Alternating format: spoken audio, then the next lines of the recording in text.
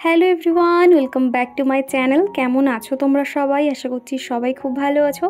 আজকে আমি তোমাদের সঙ্গে শেয়ার করব ফেস সেভিং রুটিন, অর্থাৎ আমি কিভাবে আমার মুখের লোমগুলো তুলি এবং আফটার সেভিং রুটিন সমস্তটাই তোমাদেরকে শেয়ার করব। তো চলো ভিডিওটা শুরু করা যাক। প্রথমেই কিন্তু এরকম একটা হেয়ার ব্যান্ড মাথায় লাগিয়ে নিতে হবে, যাতে কোনো রকম চুল আমাদের মুখে এসে না পড়ে। আর এই যে রেজারগুলো দেখতে পাচ্ছ, এগুলো আমি অনলাইনে অর্ডার করেছিলাম। এগুলোর দাম নিয়েছে মাত্র 130 টাকা। তো তোমরা চাইলে কিন্তু অনলাইন অফলাইন সব জায়গায় কিন্তু অ্যাভেলেবেল পেয়ে যাবে। তো অফলাইনে তোমরা যে কোনো কসমেটিক্স দোকানে কিন্তু পেয়ে যাবে। তো দেখো, এগুলো কিন্তু ভীষণ ধারালো, আর এটা কিন্তু ফেস সেভিং রেজার নিয়েছি। এটা ভীষণ ভালো একটা প্রোডাক্ট। বিগত আমি 3 বছর ধরে এই একই রেজার ব্যবহার করছি।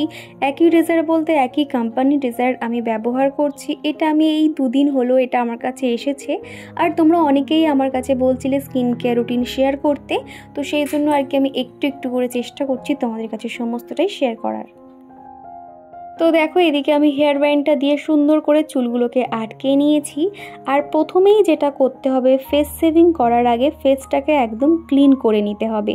তো এখানে কিন্তু আমি সৌমিসের গ্রিন টি ফেস ওয়াশ দিয়ে স্কিনটাকে একদম পরিষ্কার করে নিয়েছি।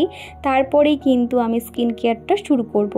তো এখানে যেহেতু আমি হেয়ারগুলো রিমুভ করব, আর তখন ফেসটা ক্লিন করা থাকলে কি হয়, ফেশিয়াল হেয়ার রিমুভ করতে অনেকটাই সুবিধা হয়। তো এদিকে আমি মুখটা ফেস ওয়াশ দিয়ে ভালো করে মুছে নিয়েছি। তারপর একটা অ্যালোভেরা জেল আমি অ্যাপ্লাই করে নিচ্ছি। তোমরা চাইলে এখানে যে কোনো ময়শ্চারাইজারও ব্যবহার করতে পারো। তো প্রথমে আমি অ্যালোভেরা জেলটা সুন্দর করে অ্যাপ্লাই করে নিচ্ছি, তবে সারা মুখটা দেবো না। যতটুকু জায়গায় আমি হেয়ারটাকে রিমুভ করব, আগে সেইটুকু জায়গা একটু করে অ্যাপ্লাই করব, একটু করে সেভিংস করব। আর রেজার চালানোর আগে কিন্তু স্কিনটাকে এরকম হাতের আঙুলের সাহায্যে চেপে ধরতে হবে, যাতে স্কিনে কোনো রকম ভাঁজ না পড়ে আর কোনো জায়গায় কাট না লাগার চান্স থাকে। আর এখানে আরও একটা কথা যেটা মাথায় রাখতে হবে, যখন আমরা রেজার ব্যবহার করব, সেটা যেন ফেস সেভিং রেজার হয়, কোনো রকম বডি সেভিং রেজার না হয়। তো ফেস সেভিং করলে কি হয়, কি বেনিফিটস পাওয়া যায়, সেটা চলো তোমাদেরকে একবার বলি। প্রথমত আমাদের স্কিনটা অনেকটাই স্মুথ হয়ে যায়, সেটা তোমরা নিজেরাই ফিল করতে পারবে। আর দ্বিতীয়ত আমাদের সকল যে ডেড সেলগুলো থাকে সেগুলো কিন্তু একদম ক্লিন হয়ে যায়, স্কিনটাও কিন্তু অবভিয়াসলি অনেকটাই গ্লো করে।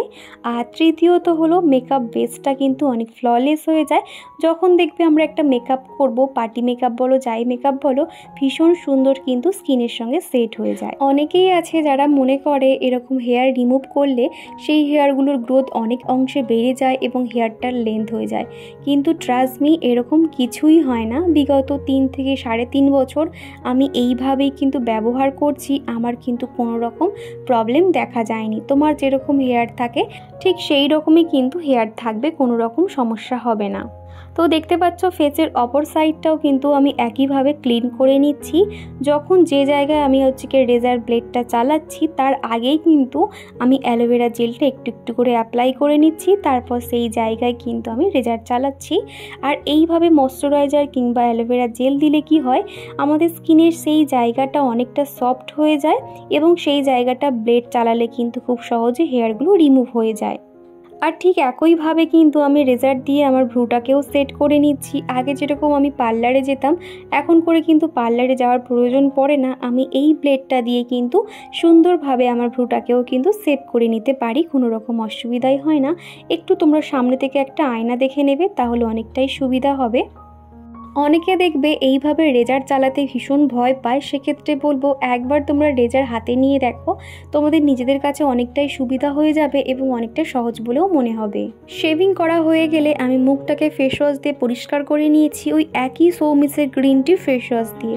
আফটার সেভিং আমি কিন্তু আইস কিউব দিয়ে ভালো করে স্কিনটা চারিদিকে লাগিয়ে নিচ্ছি। অনেক সময় দেখা যায় পুরাতন রেজার ব্যবহার করার ফলে আমাদের স্কিনে বিভিন্ন ধরনের র্যাশ কিংবা অ্যাকনি, বাম্পস এরকম বিভিন্ন ধরনের সমস্যা দেখা যায়। সেক্ষেত্রে যদি একটু আইস কিউব দিয়ে দেওয়া যায় তাহলে কোনো রকম প্রবলেম হয় না। যদিও আমার এই রেজারটা একদম নতুন, সেটার ভয় একদমই নেই। তাও তোমাদেরকে আমি সাজেস্ট করব আফটার শেভিং এরকম আইস কিউব তোমরা একবার অ্যাপ্লাই করে নিও। এবার দেখাবো আফটার সেভিংয়ের পরে আমি কিভাবে আমার স্কিন কেয়ার করে থাকি। এখানে আমি এভারউইথের একটা ফেস প্যাক লাগিয়ে নিয়েছি। তোমরা চাইলে যে কোনো চারকোল মাস্ক কিংবা যে কোনো প্যাক তোমরা লাগিয়ে নিতে পারো। তাহলে কি হয়, আমাদের স্কিনে যত রকম ব্ল্যাক হেডস কিংবা হোয়াইট হেডস থাকে সেগুলো কিন্তু খুব সহজে রিমুভ হয়ে যায়। তো আফটার সেভিংয়ের পর কিন্তু আমি এইভাবে একটার পর একটা প্যাক আমি অ্যাপ্লাই করে থাকি। তোমরা চাইলে কিন্তু এই প্যাকটাকে তোমরা অ্যাভয়েডও করতে পারো, কোনো অসুবিধা নেই। এই যে প্যাক অ্যাপ্লাই করার পর কিন্তু আমার এটা মোস্ট ফেভারিট একটা পার্ট বলতে পারো। তখন এইভাবে আমি প্যাকটাকে যখন তুলি আমার তো ভীষণ ভালো লাগে। তোমাদের কার কার ভালো লাগে অবশ্যই আমাকে কমেন্ট করে জানিও। তো এদিকে পিল অফ মাস্কটা কিন্তু শুকিয়ে গেছে, আমি খুব সুন্দর করে কিন্তু রিমুভ করে নেব। নিয়ে মুখটাকে কিন্তু হালকাভাবে আমি ধুয়ে নেব। তো স্কিনটাকে খুব ভালো করে আমি ক্লিন করে নিয়েছি। তারপরে অ্যাপ্লাই করছি একটা ময়শ্চারাইজার। তোমরা চাইলে কিন্তু ময়শ্চারাইজারের আগে একটা টোনার ব্যবহার করতে পারো, কিন্তু এখানে যেহেতু আমার কাছে টোনার নেই সেই জন্য টোনারটাকে আমি স্কিপ করে গেছি। আর এখানে আমি একটা ময়শ্চারাইজার লাগিয়ে নিচ্ছি সৌমিসের। আফটার সেভিংয়ের পর কিন্তু আমাদের খেয়াল রাখতে হবে স্কিনটা যাতে আমরা একটু হাইড্রেট রাখতে পারি এবং স্কিন কেয়ারটা যাতে পুরো আমরা প্রপারভাবে করতে পারি, তাহলেই কিন্তু আমাদের স্কিনটা ভীষণ পরিমাণে গ্লো করবে।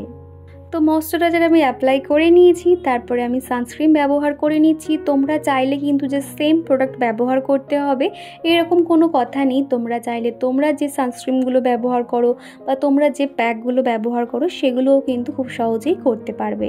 তো এখানে সানস্ক্রিন ব্যবহার করছি আমি ওশিয়া হার্বালের SPF 45+।